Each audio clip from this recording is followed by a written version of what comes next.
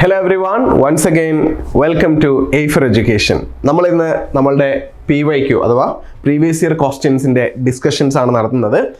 Completely previous year questions അല്ല, ഇതിൽ കുറച്ച് റിലവൻ്റ് ആയിട്ടുള്ള വരാൻ സാധ്യതയുള്ള മറ്റു ക്വസ്റ്റ്യൻസ് കൂടെ ഞാൻ ഇതിൽ ആഡ് ചെയ്തിട്ടുണ്ട്. അപ്പം എന്തായാലും മിക്സ് ആയിട്ടാണ് കൊടുത്തിരിക്കുന്നത്. ഒരു പെർട്ടിക്കുലർ ഇയറിൻ്റെ ക്വസ്റ്റ്യൻ പേപ്പറിന് അങ്ങനെ തന്നെ എടുക്കുക എന്നുള്ളതിൽ പകരം കുറച്ചുകൂടെ ഏറ്റവും ഫ്രീക്വൻ്റ് ആയിട്ട് ചോദിക്കപ്പെട്ടിട്ടുള്ള അല്ലെങ്കിൽ ഇനി ചോദിക്കപ്പെടാൻ സാധ്യതകൾ കൂടുതലുള്ള കുറച്ച് ക്വസ്റ്റ്യൻസ് ആണ് നമ്മൾ എന്ത് ചെയ്യുക ഓരോ സെഷനിലും ഡിസ്കസ് ചെയ്യുക. എന്തായാലും നമുക്ക് നോക്കാം ഏതൊക്കെയാണ് ഇന്നത്തെ ക്വസ്റ്റ്യൻസ് എന്നുള്ളത്. Will be discussing 10 questions in this particular session. നമുക്ക് അത്യാവശ്യം ഡീറ്റെയിൽഡ് ആയിട്ട് തന്നെ പോകാം കേട്ടോ. ജസ്റ്റ് ചുമ്മാ പറഞ്ഞു പോകുക എന്നുള്ള അതിൻ്റെ അപ്പുറത്തോട്ട് നമ്മൾ എന്ത് ചെയ്യും, കുറച്ച് ഡീറ്റെയിൽഡ് ആയിട്ട് തന്നെ ഓരോ ക്വസ്റ്റ്യൻസും ഡിസ്കസ് ചെയ്യാൻ വേണ്ടി നോക്കും. അപ്പോൾ ഞാൻ ഒരു കാര്യം ഞാൻ ഓർമ്മിപ്പിക്കുകയാണ്, നിങ്ങൾ ക്വസ്റ്റ്യൻ ഡിസ്കസ് ചെയ്യുന്ന സമയത്ത് ഞാൻ തീർച്ചയായിട്ടും ആൻസർ എന്തായാലും പറയും, അതിൻ്റെ എക്സ്പ്ലനേഷനും പറയും. പക്ഷേ ബാക്കിയുള്ള എല്ലാ ഓപ്ഷൻസും ചിലപ്പോൾ പറയണമെന്നില്ല. കാരണം അതിനൊരു കാരണമുണ്ട്. അതായത് നെറ്റ് എക്സാമിൻ്റെ ഒരു കാര്യത്തിൽ കംപ്ലീറ്റ്ലി ഞാൻ നിങ്ങൾക്ക് ഇൻഫർമേഷൻ തരുമ്പോൾ അതൊരു സ്പൂൺ ഫീഡിങ് പോലെ ആയിപ്പോവും. ആ ഒരു സ്പൂൺ ഫീഡിങ് കൾച്ചർ ആക്ച്വലി ഒരു നെറ്റ് എക്സാമിൻ്റെ കാര്യത്തിൽ വർക്ക് ആവാറില്ല എന്നുള്ളത് കൊണ്ടാണ്. ഓക്കെ, അപ്പോൾ നിങ്ങൾ എന്താ ചെയ്യേണ്ടതെന്ന് വെച്ച് കഴിഞ്ഞാൽ, ഞാനൊരു ക്വസ്റ്റ്യൻ്റെ ആൻസർ പറഞ്ഞു കഴിഞ്ഞാൽ അതിൻ്റെ ബാക്കിയുള്ള ഓപ്ഷൻസ് നിങ്ങൾ ചിലതൊക്കെ ഞാൻ തന്നെ പറഞ്ഞുതരാം, കുഴപ്പമില്ല. നിങ്ങൾക്ക് ബുദ്ധിമുട്ടുണ്ടാവാൻ സാധ്യതയുള്ള ചില ഏരിയാസൊക്കെ ഞാൻ തന്നെ എക്സ്പ്ലെയിൻ ചെയ്ത് തരും. അല്ലാത്ത ഭാഗങ്ങൾ നിങ്ങൾ എന്ത് ചെയ്യണം, ഒന്ന് സെൽഫ് എഫേർട്ട് എടുത്തിട്ട് പഠിക്കുന്നുണ്ട് എന്നുള്ള ഉറപ്പ് വരുത്തണം കേട്ടോ. ഓക്കെ, എന്തായാലും നമുക്ക് ഫസ്റ്റിലത്തെ ക്വസ്റ്റ്യനിലേക്ക് പോവാം. സോ ഒന്നാമത്തെ ക്വസ്റ്റ്യൻ അഗോരഫോബിയയെ കുറിച്ചാണ്. കുറച്ച് സ്റ്റേറ്റ്മെന്റ്സ് കൊടുത്തിട്ടുണ്ട്, ഞാൻ വായിച്ചു തരാം. അഗോരഫോബിയാസ് ഓപ്ഷൻ 1 ആയിട്ട്, ഓപ്ഷൻ അല്ല, അതായത് സ്റ്റേറ്റ്മെന്റ് 1 ആയിട്ട് കൊടുത്തിരിക്കുന്നത് usually onset during early adulthood എന്നുള്ളതാണ്. ഏർലി അഡൾട്ട്ഹുഡിലാണ് എന്ത് അഗോരഫോബിയ യൂഷ്വലി എന്ത് ചെയ്യാറുണ്ടാവുന്നത്, തുടങ്ങാറുള്ളത് എന്നുള്ളതാണ് ഒരു ഫസ്റ്റിലത്തെ ഒരു സ്റ്റേറ്റ്മെന്റ് എന്നുള്ളത്. രണ്ടാമത്തത് ആർ ഡൊമിനന്റ്ലി ഫൗണ്ട് എമംഗ്സ്റ്റ് വിമൻ എന്നുള്ളതാണ്. സ്ത്രീകളിലാണ് പുരുഷന്മാരെക്കാൾ കൂടുതൽ ഡൊമിനന്റ് ആയിട്ട് അഗോരഫോബിയ കാണപ്പെടുന്നത് എന്നുള്ളതാണ് രണ്ടാമത്തെ ഓപ്ഷൻ. മൂന്നാമത്തത് can onset any age but mostly during early childhood. ഏത് ഏജിലും എന്ത് ചെയ്യാം, അഗോരഫോബിയ ഉണ്ടാവാം, പക്ഷേ ഏർലി ചൈൽഡ്ഹുഡിലാണ് അത് കൂടുതലും എന്ത് ചെയ്യുന്നത്, കാണപ്പെടുന്നത് അല്ലെങ്കിൽ ഓൺസെറ്റ് ഉണ്ടാവുന്നത്, തുടങ്ങുന്നത് എന്നാണ് പറയുന്നത്. പിന്നെ ഫോർത്ത് സ്റ്റേറ്റ്മെന്റ് ആണ് ആർ ഡൊമിനന്റ്ലി പ്രിവാലന്റ് എമംഗ് മെൻ എന്നുള്ളത്. ഇതിന്റെ നേരെ ഓപ്പോസിറ്റ്, രണ്ടാമത്തെ സ്റ്റേറ്റ്മെന്റിന്റെ നേരെ ഓപ്പോസിറ്റ് നമുക്ക് പറയാം. ഓക്കെ, ആൻഡ് ദ ലാസ്റ്റ് ആയിട്ടുള്ള ഒരു സ്റ്റേറ്റ്മെന്റ് ആണ് share more kinship with panic disorders than phobic disorder. ഒരു ഫോബിക് ഡിസോർഡറുമായിട്ട് റിലേഷൻ നമ്മൾ അഗോരഫോബിയ വെച്ച് നോക്കിക്കഴിഞ്ഞാൽ അതിനേക്കാൾ കൂടുതൽ ഒരു കണക്ഷൻ അതിന് പാനിക് ഡിസോർഡേഴ്സുമായിട്ടാണ് ഉള്ളത് എന്നുള്ളതാണ് ഫിഫ്ത്തിലത്തെ സ്റ്റേറ്റ്മെന്റ് പറയുന്നത്. സോ അങ്ങനെയാണെങ്കിൽ ഇവിടെ ഏതായിരിക്കും ഇതിന്റെ കറക്റ്റ് ആൻസർ എന്നുള്ളതാണ്. ഓപ്ഷൻ 1 പറഞ്ഞിരിക്കുന്നത് third statement, fourth statement and fifth statement ആണ്. 2 first statement, fourth statement and fifth statement ആണ്. 3 അതായത് മൂന്നാമത്തെ ഓപ്ഷൻ 1, 3, 5 ആണ്. നാലാമത്തെ ഓപ്ഷൻ 1, 2 ആൻഡ് 5 ആണ്. അപ്പോൾ ഏതായിരിക്കും ഇതിൻ്റെ ആൻസർ എന്നുള്ളത് നിങ്ങളൊന്ന് വായിച്ചു നോക്കാം. ഞാൻ ഓൾറെഡി പറഞ്ഞു ഇതിൻ്റെ 5 സ്റ്റേറ്റ്മെൻറ്റ്സിൻ്റെയും ഒരു അർത്ഥം എന്താണെന്നുള്ളത് ഞങ്ങൾക്ക് പറഞ്ഞു തന്നു. അപ്പോൾ ഏതായിരിക്കും ഇതിൻ്റെ ആൻസർ എന്നുള്ളത് നമുക്ക് നോക്കാം. ഓക്കെ, ഇതിൻ്റെ ആൻസർ ആയിട്ട് വരുന്നത് ഓപ്ഷൻ ഡി ആണ്, അഥവാ ഓപ്ഷൻ 4 എന്നുള്ളതാണ് ഇതിൻ്റെ ആൻസർ ആയിട്ട് വരുന്നത്. അഗോരഫോബിയ ആക്ച്വലി ഒരു ആങ്സൈറ്റി ഡിസോർഡർ ആണ്, അല്ലെ, അല്ലെങ്കിൽ ഉത്കണ്ഠ മൂലമുണ്ടാവുന്ന അല്ലെങ്കിൽ ഉത്കണ്ഠ ക്രിയേറ്റ് ചെയ്യുന്ന ഒരു ഡിസോർഡർ ആണ് ഒരു അഗോരഫോബിയ എന്ന് പറയുന്നത്. ഇതിന്റെ ഒരു ക്യാരക്ടറിസ്റ്റിക്സ് എന്താന്ന് പറയാൻ, അതായത് അഗോരഫോബിയ എന്താണെന്ന് പറയുകയാണെങ്കിൽ fear of situations where escape might be difficult or help may not be readily available if a person were to experience a panic attack or other distressing symptoms ഉള്ളതാണ്. യൂഷ്വലി സിംപ്ലി പറയുകയാണെങ്കിൽ അഗോരഫോബിയ എന്ന് പറഞ്ഞു കഴിഞ്ഞാൽ fear of crowd, അതായത് crowded ആയിട്ടുള്ള സ്പേസുകളുടെ ഭയമാണ്. അതുപോലെ തന്നെ എസ്പെഷ്യലി വേർ സിറ്റുവേഷൻസ്, അതായത് നമുക്ക് എന്തെങ്കിലും ഒരു പാനിക് അറ്റാക്കോ അങ്ങനെ എന്തെങ്കിലുമൊക്കെ ഉണ്ടായി കഴിഞ്ഞാൽ അവിടുന്ന് പെട്ടെന്ന് എസ്കേപ്പ് ചെയ്യാൻ ബുദ്ധിമുട്ടുണ്ടാവുന്ന സാഹചര്യങ്ങളെ കുറിച്ചുള്ള ഇൻറ്റൻസ് ആയിട്ടുള്ള പേടിയാണ്, ഭയമാണ് എന്ത് അഗോരഫോബിയ എന്ന് പറയുന്നത്. Okay, so people usually agoraphobia fear of open space അഥവാ തുറസായ സ്ഥലങ്ങളോടുള്ള ഭയം എന്ന് പറയാം. അതായത് കുറേ ആളുകളൊക്കെ ഉള്ള, മറ്റുള്ള ആൾക്കാരൊക്കെ കൂടി നിൽക്കുന്ന പിന്നെ ഒരു സ്പേസുകളോടുള്ള ഫിയർ എന്നുള്ള രീതിയിലാണ് എന്ത് ചെയ്യുന്നത് പീപ്പിൾ ഓഫൺ അസോസിയേറ്റ് ചെയ്യാറുള്ളത് അഗോരഫോബിയ. ഓക്കെ, ബട്ട് ആ ഒരു കാര്യത്തിലേക്ക് മാത്രം ലിമിറ്റഡ് അല്ല അഗോരഫോബിയ എന്ന് കൂടെ നമ്മൾ മനസ്സിലാക്കാം. അതായത് ഈ ഒരു ഫിയർ ഓഫ് ക്രൗഡഡ് സ്പേസസ് അല്ലെങ്കിൽ ഓപ്പൺ സ്പേസസ് എന്നുള്ളതിൽ അപ്പുറത്തേക്ക് കൂടെ അഗോരഫോബിയ എത്തുന്നുണ്ട് എന്നുള്ളതാണ്. Agoraphobia can also involve a fear of crowded places, public transportation, being in enclosed spaces open space മാത്രമല്ല, ക്ലോസ്ഡ് ആയിട്ടുള്ള സ്പേസുകളിലും എന്താണ് അഗോരഫോബിയ മൂലം നമുക്ക് എന്ത് ചെയ്യാം, പേടി ഉണ്ടാവാം. അതായത് നിങ്ങൾ അടച്ചിട്ട റൂമിൽ കുറച്ച് ആളുകളുടെ ഇടയിൽ നിൽക്കുകയാണെങ്കിൽ തീർച്ചയായിട്ടും നിങ്ങൾക്ക് പേടി ഉണ്ടാവും. ഓപ്പൺ സ്പേസ് ആവണം നിർബന്ധമില്ല. Or being far from home, വീട്ടിൽ നിന്ന് കുറേ ദൂരത്താണ് നിങ്ങൾ നിൽക്കുന്നതെങ്കിൽ അവിടെ ചിലപ്പോൾ ആ ഒരു കാരണം കൊണ്ട് നിങ്ങൾക്ക് ഡിസ്കംഫേർട്ട് അല്ലെങ്കിൽ അഗോരഫോബിക് റിലേറ്റഡ് ആയിട്ടുള്ള ആങ്സൈറ്റി ഫീൽ ചെയ്യാം എന്നുള്ളതാണ് പറയുന്നത്.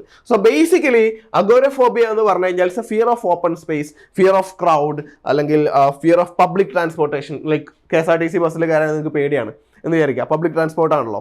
ഓക്കെ, പ്രൈവറ്റ് ബസ് ആണെങ്കിൽ പബ്ലിക് ട്രാൻസ്പോർട്ട് തന്നെയാണ്, അതായത് something that is not private to you. Okay, anyway ഇതൊക്കെയാണ് അഗോരഫോബിയ എന്ന് പറയുന്നത്. അഗോരഫോബിയയുടെ കേസിൽ ആ ഒരു ഓപ്ഷൻ ഡി ആണ് നമുക്ക് ആൻസർ ആയിട്ട് വരുന്നത്. ഓക്കെ, അഗോരഫോബിയയുടെ കുറച്ച് സയൻസ് കൂടെ ഇവിടെ എന്തെങ്കിലും കൊടുത്തിട്ടുണ്ട്.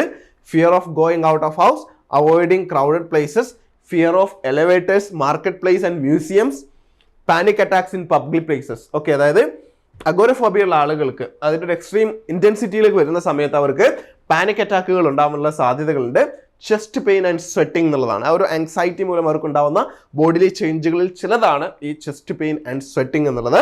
അപ്പോൾ അഗോരഫോബിയയുടെ ട്രീറ്റ്മെന്റ് മെത്തേഡുകളായിട്ട് നമ്മൾ പറയാറുള്ളത് പിന്നെ എക്സ്പോഷർ തെറാപ്പി ഉണ്ട്, കോഗ്നിറ്റീവ് ബിഹേവിയർ തെറാപ്പി ഉണ്ട്, സപ്പോർട്ടീവ് തെറാപ്പി ഉണ്ട്, ബിഹേവിയർ തെറാപ്പി ഉണ്ട്. ഓക്കെ, ചെസ്റ്റ് പെയിനും സ്വെറ്റിംഗും ഒക്കെ എന്താണ് അതിൻ്റെ ഒരു ഫിസിക്കൽ സിംറ്റംസ് ആയിട്ട് നമുക്ക് പറയാൻ പറ്റുന്നതാണ്. Basically it is avoiding crowded places, elevators, market places, museums. ഇതൊക്കെയാണ് മെയിൻ ആയിട്ട് അതിൽ എന്ത് ചെയ്യുന്നത് വരുന്നതായിട്ട് ഉള്ളത്. ഓക്കെ, എന്തായാലും നമ്മുടെ ഫസ്റ്റിലത്തെ ക്വസ്റ്റ്യൻ അത്രയാണുള്ളൂ. നമുക്ക് രണ്ടാമത്തെ ക്വസ്റ്റ്യനിലേക്ക് പോവാം.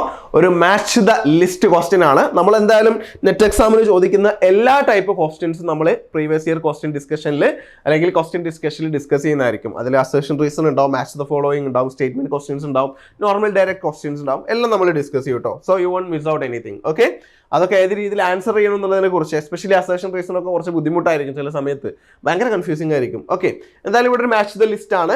മാച്ച് ലിസ്റ്റ് 1 കൺസെപ്റ്റ് ആണ്, ലിസ്റ്റ് 2 അതിന്റെ ഒരു ഡിസ്ക്രിപ്ഷൻ ആണ് കൊടുത്തിരിക്കുന്നത്. നോക്കാം. ഒന്നാമത്തത് സെറിബ്രൽ പാൾസി ആണ് കൺസെപ്റ്റ്, ബി ഫീനൽകീറ്റോണുറിയ ആണ്, സി ഡൗൺ സിൻഡ്രോം ആണ്, ഡി ഹണ്ടിങ്ടൺ ഡിസീസ് ആണ്.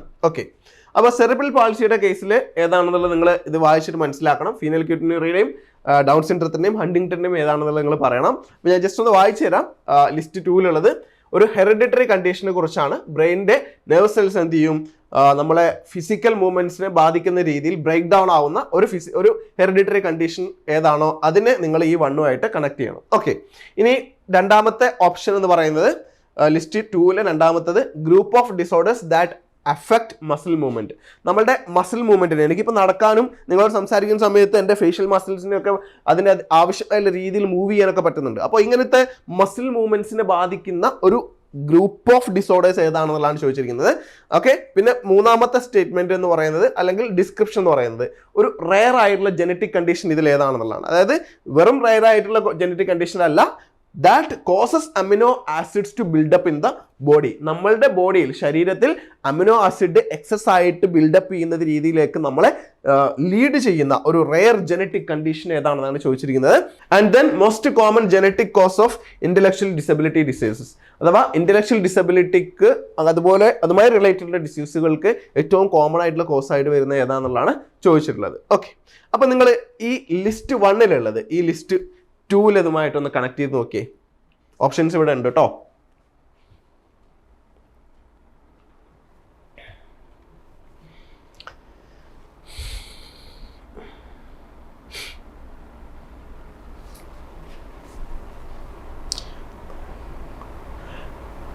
Okay, I think that's enough time for you to find the answer. Yeah, answer വരുന്നത് സി ആണ് കേട്ടോ. സി ആണ് ആൻസർ ആയിട്ട് വരുന്നത്. അല്ല, അഥവാ മൂന്നാമത്തെ ഓപ്ഷൻ 3 ഓപ്ഷൻ സി ആണ് ആൻസർ ആയിട്ട് വരുന്നത്. ഞാൻ ഓരോ ഡിസോർഡേഴ്സിനെ കുറിച്ച്, അതിൽ പറഞ്ഞിരിക്കുന്ന ഓരോ അവസ്ഥകളെ കുറിച്ച് ഞാനൊന്ന് ബേസിക് ആയിട്ട് നിങ്ങൾക്ക് പഠിപ്പിച്ചു തരാം. സെറിബ്രൽ പാൾസി എന്ന് പറയുന്നത് ഒരു ലൈഫ് ലോങ് ന്യൂറോളജിക്കൽ ഡിസോർഡർ ആണ്. ഓക്കെ, സെറിബ്രൽ പാൾസി എന്ന് പറഞ്ഞു കഴിഞ്ഞാൽ ഒരു group of life long neurological disorders. ശ്രദ്ധിക്കുക, ന്യൂറോളജിക്കൽ ഡിസോർഡേഴ്സ് ആണ് എന്ത് സെറിബ്രൽ പാൾസി എന്ന് പറയുന്നത്. ഓക്കെ, എവിടെയാണ് അത് അഫക്ട് ചെയ്യുക?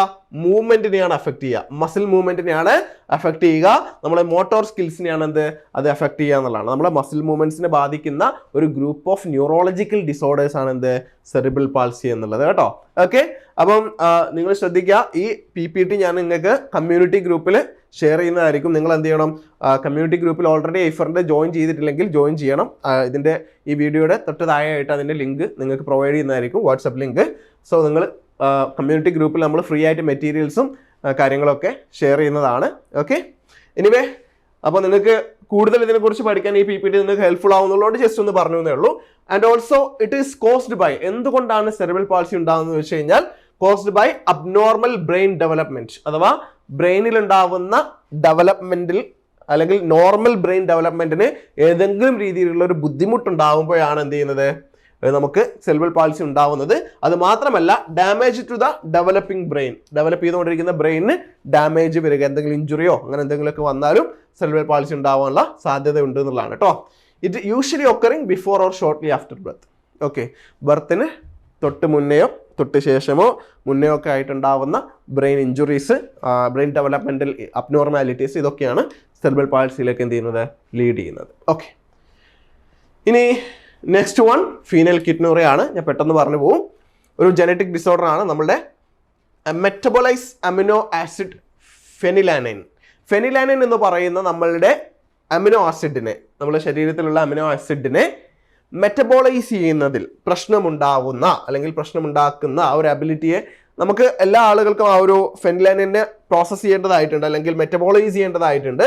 ആ ഒരു മെറ്റബോളൈസിങ് അബിലിറ്റി നമ്മളെല്ലാ ആളുകൾക്കുണ്ട്. പക്ഷെ ആ ഒരു അബിലിറ്റിയെ അഫക്റ്റ് ചെയ്യുന്ന ഒരു ജനറ്റിക് ഡിസോർഡറാണ് ഫീനൈൽകീറ്റോണുറിയ. ഓക്കെ, അപ്പോൾ ഇതിൻ്റെ ഒരു പ്രധാനപ്പെട്ട എസ്പെഷ്യലി ഈ ഫിനൈലിൻ പ്രോട്ടീൻ കണ്ടെയ്നിങ് ഫുഡ്സിലാണ് ഉണ്ടാവുക.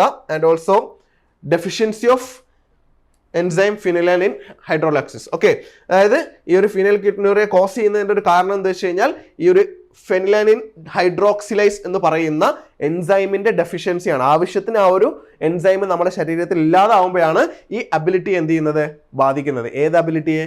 ഈ അമിനോ ആസിഡിനെ പ്രോസസ് ചെയ്യാനുള്ള അല്ലെങ്കിൽ ആ ഒരു അമിനോ ആസിഡിനെ മെറ്റബോളൈസ് ചെയ്യാനുള്ള നമ്മുടെ ബോഡിയുടെ അബിലിറ്റിയെ ബാധിക്കുന്നത് എന്നുള്ളതാണ്. ഓക്കെ, സോ ഈ എന്തുകൊണ്ടാണ് ഇത് ഇമ്പോർട്ടൻ്റ് ആകുന്നതെന്ന് വെച്ച് കഴിഞ്ഞാൽ ഫിനൈലാനിൻ ഹൈഡ്രോക്സിലൈസ് എന്തുകൊണ്ടാണ് ഇമ്പോർട്ടൻ്റ് ആവുന്നത് വെച്ച് കഴിഞ്ഞാൽ ഇത് നമുക്ക് ആവശ്യമാണ്. എന്തിനെന്നറിയോ, നമ്മളുടെ ഫിനൈലിനെ മറ്റു അമിനോ ആസിഡ്, അതായത് ടൈറോസിൻ എന്ന് പറയുന്ന നമ്മളുടെ ബോഡിക്ക് വളരെ അത്യാവശ്യമായിട്ടുള്ള എന്താണ് അമിനോ ആസിഡായിട്ട് കൺവേർട്ട് ചെയ്യാൻ ഈ ഒരു എൻസൈം ആവശ്യമായിരുന്നു. പക്ഷെ ആ എൻസൈമിന്റെ ഡെഫിഷ്യൻസി ഉണ്ടാവുന്നു. ആ ഡെഫിഷ്യൻസി ഉണ്ടാവുന്നതിലൂടെ നമ്മൾ അമിനോ ആസിഡിനെ മെറ്റബോളൈസ് ചെയ്യാനുള്ള ബോഡിയുടെ അബിലിറ്റിയെ ബാധിക്കുന്നു. And it happens because it's a genetic disorder called phenylketonuria. ഫീനൈൽകീറ്റോണുറിയയിലുള്ള ആൾക്കാരുടെ അവസ്ഥയാണത്. It's a genetic disorder. ഞാൻ ഒന്നുകൂടെ പറയാം, that affects the body's ability to metabolize amino acids phenylalanine. Okay, ഇനി മൂന്നാമതായിട്ട് വരുന്ന ഹണ്ടിങ്ടൺ ഡിസീസിന്റെ കാര്യമാണ്. ഹണ്ടിങ്ടൺ ഡിസീസ് എന്ന് പറഞ്ഞു കഴിഞ്ഞാൽ നമ്മുടെ ബ്രെയിനിലെ നെർവ് സെൽസ് എന്ത് ചെയ്യും, ബ്രേക്ക് ഡൗൺ ആവും, എന്നിട്ട് ഡീജനറേറ്റ് ആവും. അത് നമ്മളുടെ മൂവ്മെന്റ്സിനെയും കോഗ്നിഷനെയും ബിഹേവിയറിനെയും ബാധിക്കും എന്നുള്ളതാണ്. മൂവ്മെന്റ്സിനെ ബാധിക്കും, കോഗ്നിഷനെ ബാധിക്കും, ഓവറോൾ ബിഹേവിയറിനെ ഒക്കെ ബാധിക്കും. അതാണ് ഹണ്ടിങ്ടൺ ഡിസീസ് എന്നുള്ളത്. നമ്മുടെ ബ്രെയിനിന്റെ എന്താണ് ന്യൂറോൺസ് ബ്രേക്ക് ഡൗൺ ആയിട്ട് ഡീജനറേറ്റ് ആയിട്ട് ബാധിക്കുന്നതാണ് എന്ത് ഹണ്ടിങ്ടൺ ഡിസീസ് എന്ന് പറയുന്നത്. ഓക്കെ, ഇതിനൊരു ഹെറിഡിറ്ററി നാച്ചർ ഉണ്ട്, അതായത് നിങ്ങൾക്ക് പരമ്പരാഗതമായിട്ട് വരാനുള്ള സാധ്യതകളുണ്ട്. അതായത് pass down from one generation to the next thing. Okay, അതായത് അങ്ങനെ ജനറേഷൻസിലേക്ക് പാസ് ഔട്ട് ചെയ്യാൻ സാധ്യതയുള്ള ഒരു അവസ്ഥ കൂടിയാണ് ഹണ്ടിങ്ടൺ ഡിസീസ് എന്നുള്ളത്. അപ്പോൾ എന്തായാലും നമുക്ക് ഇനി അടുത്തതിലേക്ക് പോവാം. സിംറ്റംസ് ഓഫ് ഫീനൈൽകീറ്റോണുറിയ എന്നൊക്കെ പറഞ്ഞിട്ട് കൊടുത്തിട്ടുണ്ട്. ഞാൻ എന്തായാലും 1 by 1 ആയിട്ട് പറയുന്നില്ല കേട്ടോ. ഞാൻ ഓൾറെഡി പറഞ്ഞു, കമ്മ്യൂണിറ്റി ഗ്രൂപ്പിൽ ഞാൻ എന്ത് ചെയ്യാം, ഈ ഒരു സംഭവം ഷെയർ ചെയ്യാം. ഈ വീഡിയോ എത്തിക്കഴിഞ്ഞ് നിങ്ങൾ എന്ത് ചെയ്യാം, ഒരു കമ്മ്യൂണിറ്റി ഗ്രൂപ്പിൽ ജോയിൻ ചെയ്യാൻ വേണ്ടി നോക്കുക. അതിൽ നിങ്ങൾക്ക് എന്ത് ചെയ്യും, ഈ ഒരു PPT ഞാൻ ഷെയർ ചെയ്ത് തരുന്നതായിരിക്കും. ഓക്കെ, എനിവേ, മൂന്നാമത്തെ question, which of the following neuro transmitters are found through out the central nervous system? Central nervous സിസ്റ്റത്തിൽ ഒട്ടാകെ കാണപ്പെടുന്ന ന്യൂറോ ട്രാൻസ്മിറ്റേഴ്സ് ഏതാണ്? ഗാബയാണോ, ഗ്ലൈസിൻ ആണോ, ഡോപ്പമൈൻ ആണോ, സെറട്ടോണിൻ ആണോ? പറയൂ. 1 and 2 only 1, 2, 3 and 4, 3 and 4. ഏത് ന്യൂറോ ട്രാൻസ്മിറ്റേഴ്സ് ആണ് നമ്മളെ സെൻട്രൽ നെർവസ് സിസ്റ്റത്തിൽ കംപ്ലീറ്റ്ലി അല്ലെങ്കിൽ ത്രൂ ഔട്ട് സെൻട്രൽ നെർവസ് സിസ്റ്റത്തിൽ നമുക്ക് കാണാൻ പറ്റുക എന്നുള്ളതാണ്? സിമ്പിൾ ക്വസ്റ്റ്യൻ ആണ്, അതുകൊണ്ട് ഞാൻ ഒരുപാട് സമയം തരുന്നില്ല. ഗാബയാണ് അഥവാ ഗാമ അമിനോ ബ്യൂട്രിക് ആസിഡ് എന്ന് പറയുന്ന ഗാബയാണ് എന്ത് നമ്മൾ ത്രൂ ഔട്ട് സെൻട്രൽ നെർവസ് സിസ്റ്റത്തിൽ ബ്രെയിൻ ആൻഡ് സ്പൈനൽ കോഡൊക്കെ ഇൻവോൾവ് ആയിട്ടുള്ള ആ ഒരു സെൻട്രൽ നെർവസ് സിസ്റ്റത്തിൽ ത്രൂ ഔട്ട് നമുക്ക് കാണപ്പെടാൻ പറ്റുന്ന ന്യൂറോ ട്രാൻസ്മിറ്റർ എന്ന് പറയുന്നത്. Okay, it's a neurotransmitter in brain and central nervous system എന്നുള്ളതാണ് കേട്ടോ. Okay, it is one of the most important inhibitory neurotransmitters. GABA ഒരു ഇൻഹിബിറ്ററി ന്യൂറോ ട്രാൻസ്മിറ്റർ ആണ്. ഇൻഹിബിറ്ററി ന്യൂറോ ട്രാൻസ്മിറ്റേഴ്സ് എന്താ ചെയ്യുക? Inhibitory neurotransmitters എന്താ ചെയ്യുക? Reduce ചെയ്യും. അതായത് ന്യൂറോൺസിന്റെ ആക്ടിവിറ്റി ഒരു പരിധിക്ക് അപ്പുറത്തേക്ക് അങ്ങ് പോകുമ്പോൾ അത് നമ്മൾ ടോട്ടൽ ഫംഗ്ഷനിങ്ങിനെ ബാധിക്കുന്ന ഉറപ്പാകുമ്പോൾ എന്ത് ചെയ്യും? ഈ ഇൻഹിബിറ്ററി ന്യൂറോ ട്രാൻസ്മിറ്റേഴ്സ് അതിനെ അങ്ങ് കുറയ്ക്കും, റെഡ്യൂസ് ചെയ്യും. It reduce the activity of neurons and calm down nerve signals. Okay, nerve signals, ബ്രെയിനിലുള്ള നെർവ് സിഗ്നൽസിനെ കാം ഡൗൺ ചെയ്യും. എങ്ങനെ? നെർവ്സിനെ അല്ലെങ്കിൽ ആ ഒരു ന്യൂറോൺസിന്റെ ആക്ടിവിറ്റിയെ റെഡ്യൂസ് ചെയ്യുന്നതിലൂടെ. That is what GABA or gamma amino butyric acid does. Okay, so ഇതാണ് ആൻസർ എന്ന് പറയുന്നത്. ഗാബ ആണ് എന്ത് ചെയ്യുന്നത്? നമ്മുടെ ത്രൂ ഔട്ട് സെൻട്രൽ നെർവസ് സിസ്റ്റത്തിൽ കാണപ്പെടുന്ന ഒരു ന്യൂറോ ട്രാൻസ്മിറ്റർ എന്ന് പറയുന്നത്. നമ്മളുടെ ഡിഫറെൻറ്റ് ഫിസിയോളജിക്കൽ ആൻഡ് സൈക്കോളജിക്കൽ പ്രോസസ്സുകൾ റെഗുലേറ്റ് ചെയ്യുന്നതിൽ ഗാബയ്ക്ക് ഒരു പങ്കുണ്ടെന്ന് കൂടെ ഇവിടെ കൊടുത്തിട്ടുണ്ട്. ഓക്കെ, പിന്നെ ഗാബയെ കുറിച്ച് നിങ്ങൾക്ക് കൂടുതൽ അറിയെങ്കിൽ ഞാൻ തീർച്ചയായിട്ടും ഷെയർ ചെയ്യുമെന്ന് പറഞ്ഞിട്ടുണ്ട്, അപ്പോൾ നിങ്ങൾക്ക് വായിച്ച് നോക്കാം. Then next question, what is a toddler experiencing who is occupied with pointing at things and asking what they are? അതായത് കുട്ടികൾ അതെന്താ അതെന്താ അതെന്താ അതെന്താ എന്ന് ചോദിക്കുന്ന ഒരു ഫേസ് ഉണ്ടല്ലോ, ആ ഫേസിൽ അവർ എക്സ്പീരിയൻസ് ചെയ്യുന്നത് എന്താണെന്നാണ് ചോദിക്കുന്നത്. ഒന്നാമത്തത് an overactive language acquisition device എന്നുള്ളതാണ് ഒന്നാമത്തെ option. Okay, over active language acquisition device. രണ്ടാമത്തത് പ്രീ ലിംഗ്വിസ്റ്റിക് വോക്കബിൾസ് എന്നുള്ളതാണ്. അതായത് പ്രീ ലിംഗ്വിസ്റ്റിക് ആയിട്ടുള്ള വൊക്കാബിൾസ് അവർക്ക് ഉള്ളത് കൊണ്ടാണെന്നുള്ളതാണ്. മൂന്നാമത്തത് ദ നെയിമിംഗ് എക്സ്പ്ലോഷൻ എന്ന് പറയുന്ന ഒരു അവസ്ഥയാണ്. നാലാമത്തത് മൾട്ടി ലിംഗ്വിസ്റ്റിക് അവയർനെസ്, അവർക്ക് മൾട്ടിപ്പിൾ ലിംഗ്വിസ്റ്റിക് ലാംഗ്വേജൽ അവയർനെസ് ഉള്ളത് കൊണ്ടാണ് എന്നുള്ളത് കൂടെ ഇവിടെ കൊടുത്തിട്ടുണ്ട്. അങ്ങനെയാണെങ്കിൽ എന്തുകൊണ്ടായിരിക്കും വാട്ട് ദേ ആർ എന്ന് കുട്ടികൾ, അതായത് അതെന്താ അതെന്താ അങ്ങനെ ചോദിക്കുന്ന ഒരു ഫേസ് ഉണ്ട് അല്ലേ, ആ ഫേസിൽ കുട്ടികൾ എന്തായിരിക്കും എക്സ്പീരിയൻസ് ചെയ്യുന്നത്? പറയൂ. LAD ഓവർ ആക്റ്റീവ് ആയതുകൊണ്ടാണോ? LAD ലാംഗ്വേജ് അക്വിസിഷൻ ഡിവൈസ് എന്നുള്ള നമ്മളെ നോം ചോംസ്കിയുടെ നേറ്റിവിസ്റ്റ് തിയറി ഓഫ് ലാംഗ്വേജിൽ പറയുന്നതാണ് അല്ലേ. നോം ചോംസ്കിയുടെ തിയറിയാണ് ഒരു ലാംഗ്വേജ് അക്വിസിഷൻ ഡിവൈസ് എന്ന് പറയുന്നത്. ഓക്കെ, അതായത് നമ്മളെ ഹ്യൂമൻ ബീങ്സും ആനിമൽസും ഒക്കെ ജനിച്ചിട്ടുള്ളത് ഓൾറെഡി പ്രീഡിറ്റർമൈൻഡ് ആയിട്ടുള്ള അല്ലെങ്കിൽ പ്രീമെയ്ഡ് ആയിട്ടുള്ള ഒരു ബയോളജിക്കൽ ഡിവൈസ് ഉള്ളതാണ്. അത് നമുക്ക് ലാംഗ്വേജ് പ്രോസസ്സ് ചെയ്യാൻ വേണ്ടി നമ്മളെ ഹെൽപ്പ് ചെയ്യുന്ന ഒരു ഡിവൈസ് ഉണ്ട് എന്നാണ് നോം ചോംസ്കി അദ്ദേഹത്തിൻ്റെ തിയറിയിൽ പറഞ്ഞിട്ടുള്ളത്. Anyway, that's not our concern. അപ്പോൾ എന്തായാലും ഇവിടെ ഏതായിരിക്കും ആൻസർ എന്നുള്ളതാണ് ഞാൻ പറയാം. ആൻസർ വരിക സി ആണ്.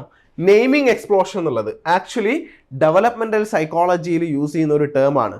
ഒരു കുട്ടിയുടെ ഡെവലപ്മെൻറ്റിൽ വളരെ സിഗ്നിഫിക്കൻ്റ് ആയിട്ട് വളരെ ഇമ്പോർട്ടൻസ് ഉള്ള ഒരു ഫേസ് ആണ് ഈ നെയിമിംഗ് എക്സ്പ്ലോഷൻ ഫേസ് എന്ന് പറയുന്നത്. ഓക്കെ, ആ ഒരു ഫേസ് ഏതൊരു സമയത്താണെന്ന് വെച്ച് കഴിഞ്ഞാൽ യൂഷ്വലി ഒരു 1.5 വയസ്സ് മുതൽ 2 വയസ്സ് വരെയുള്ള ഒരു കാലഘട്ടം, 18 months to 24 months എന്നുള്ളതാണ്. ഓക്കെ, അതായത് 18 to 24 months ഓഫ് ഏജ് ആണ് ഈ ഒരു നെയിമിംഗ് എക്സ്പ്ലോഷൻ എന്ത് ചെയ്യുന്നത് സംഭവിക്കുന്നത്. ഈ ഫേസിൽ എന്താണെന്ന് വെച്ച് കഴിഞ്ഞാൽ rapid increase in the child's vocabulary, കുട്ടിയുടെ സംസാരിക്കുന്ന വാക്കുകളിൽ ലാംഗ്വേജിൽ അല്ലെങ്കിൽ അവരുടെ ഒരു വൊക്കാബുലറിയിൽ എന്ത് ചെയ്യും, പുതിയ വാക്കുകൾ ഏറ്റവും പെട്ടെന്ന് ആഡ് ചെയ്യപ്പെടുന്ന, അവർ കുറേ കാര്യങ്ങൾ മനസ്സിലാക്കുന്ന, പുതിയ വേർഡ്സ് പഠിക്കുന്ന, പെട്ടെന്ന് പുതിയ വേർഡ്സ് പഠിക്കുന്ന ഒരു ഫേസ് ആണ് എന്ത് ഈ 18 to 24 months ഏജിലുള്ള നെയിമിംഗ് എക്സ്പ്ലോഷൻ ഫേസ് എന്ന് പറയുന്നത്.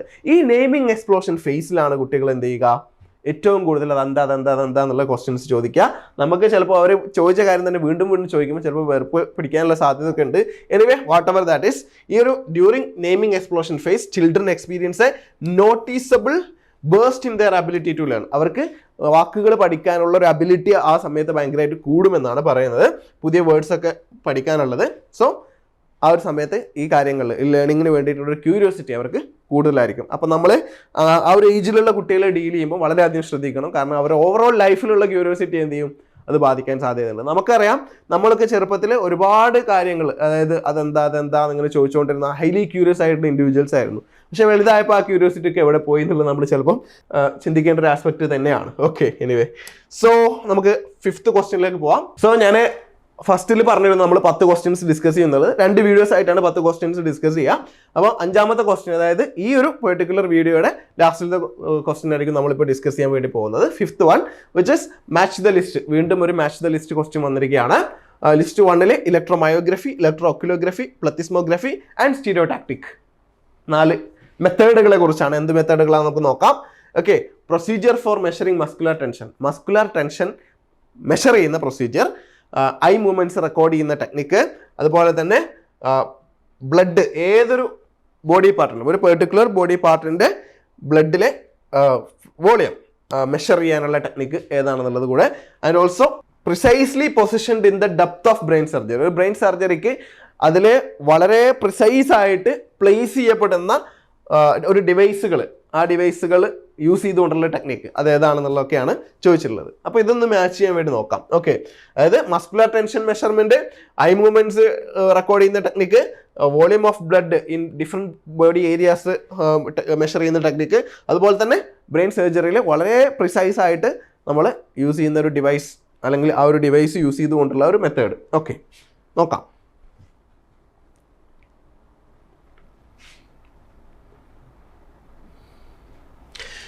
ആൻസറിലേക്ക് ഞാൻ പോവാം. ആൻസർ വരുന്നത് ഓപ്ഷൻ ബി ആണ് കേട്ടോ. ഓപ്ഷൻ ബി ആണ് ആൻസർ വരിക. ഇതെങ്ങനെയാണോ കൊടുത്തിരിക്കുന്നത് അങ്ങനെ തന്നെയാണ് അതിൻ്റെ ആൻസർ. ഇതിൽ യാതൊരു വിധ വ്യത്യാസവും ഇല്ല. ഓക്കെ, അതായത് A1 B2 C3 D4, A1 B2 C3 D4 ഇത് തന്നെയാണ് ആൻസറായിട്ട് വരുന്നത്. ഞാൻ പറഞ്ഞുതരാം കേട്ടോ എങ്ങനെയാണ് അത് ആൻസറായിട്ട് വരാനുള്ള കാരണം എന്ന് വെച്ച് കഴിഞ്ഞാൽ, ഇലക്ട്രോ മയോഗ്രഫി. മയോ എന്ന് പറഞ്ഞു കഴിഞ്ഞാൽ മസിൽസ് ആണ്. മയോഗ്രഫി എന്ന് നിങ്ങൾ എപ്പം കണ്ടാലും നിങ്ങൾക്ക് മസിലിനെ ഓർമ്മ വരും, നിങ്ങളെ മസിൽസിന് ഓർമ്മ വരണം. ഓക്കെ, ഇലക്ട്രോ മയോഗ്രഫി ചെയ്യുന്നത് എന്താ വെച്ച് കഴിഞ്ഞാൽ നമ്മളുടെ മസിൽ ടെൻഷനെ മെഷർ ചെയ്യുക എന്നുള്ളതാണ്. നമ്മൾ മസിൽ ടെൻഷൻ, നമുക്ക് പല ആരോഗ്യ ഇഷ്യൂസ്, ഹെൽത്ത് ഇഷ്യൂസ് ഒക്കെ വരുന്ന സമയത്ത് നമുക്ക് മസിൽ ടെൻഷൻ ചെക്ക് ചെയ്യേണ്ടി വരും. അപ്പോൾ നമ്മൾ യൂസ് ചെയ്യുന്ന ടെക്നിക്കാണ് EM എന്ന് പറയുന്നത്, അല്ലെങ്കിൽ EMG എന്ന് പറയുന്ന ഇലക്ട്രോ മയോഗ്രഫി എന്നുള്ളത്. ഓക്കെ, ഇനി ഇലക്ട്രോ ഒക്കുലോഗ്രഫി എന്താ നോക്കാം. EOG എന്താ നോക്കാം. ഒക്കുലോ എന്ന് പറഞ്ഞു കഴിഞ്ഞാൽ ഐയുമായിട്ട് റിലേറ്റഡ് ആണ്. വിഷൻ ഐയുമായി റിലേറ്റ് ചെയ്തിട്ടുള്ള ടേമാണ് ഒക്കുലോ എന്നുള്ളത്. മയോ എന്നുള്ളത് നമ്മളുടെ മസിൽസ് ആണെങ്കിൽ, ഒക്കുലോ എന്ന് പറയുന്നത് എന്താണ്, നമ്മളുടെ ഐ റിലേറ്റഡ് ആയിട്ടാണ്, വിഷനുമായി റിലേറ്റഡ് ആണ്. ഐ മൂവ്മെന്റ്സ്, നമ്മളുടെ കണ്ണിന്റെ മൂവ്മെന്റ്സിനെ അങ്ങോട്ടും ഇങ്ങോട്ടും നമ്മൾ മൂവ് ചെയ്യില്ല, ആ മൂവ്മെന്റ്സിന്റെ എന്തെങ്കിലും അബ്നോർമാലിറ്റി ഉണ്ടോ എന്നൊക്കെ മനസ്സിലാക്കാൻ അത് റെക്കോർഡ് ചെയ്യേണ്ടതായിട്ടുണ്ട്. അത് റെക്കോർഡ് ചെയ്യാൻ യൂസ് ചെയ്യുന്ന ഒരു ടെക്നിക്കാണ് ഇലക്ട്രോ ഒക്കുലോഗ്രഫി എന്നുള്ളത്.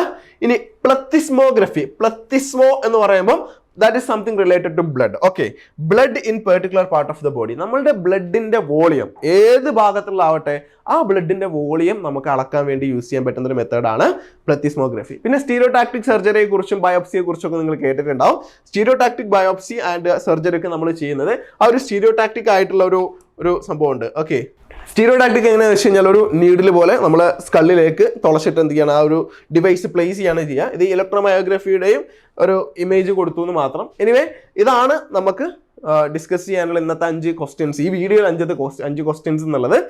എന്തായാലും നമുക്ക് അടുത്ത ഒരു 5 ക്വസ്റ്റ്യൻസുമായിട്ട് മറ്റൊരു വീഡിയോയിൽ കാണാം. അപ്പം നമ്മുടെ എയ്ഫറിൻ്റെ അഡ്മിഷൻസ് നടന്നുകൊണ്ടിരിക്കുകയാണ്. അപ്പം നിങ്ങൾക്ക് ഇനി കുറച്ച് ദിവസം കൂടിയേ എക്സാമിനുള്ളൂ. പെട്ടെന്ന് നിങ്ങൾ അഡ്മിഷൻസ് എടുത്ത് ഒരു പ്രിപ്പറേഷനൊക്കെ ഒന്നുകൂടെ ഉഷാറാക്കാം. ഓക്കെ.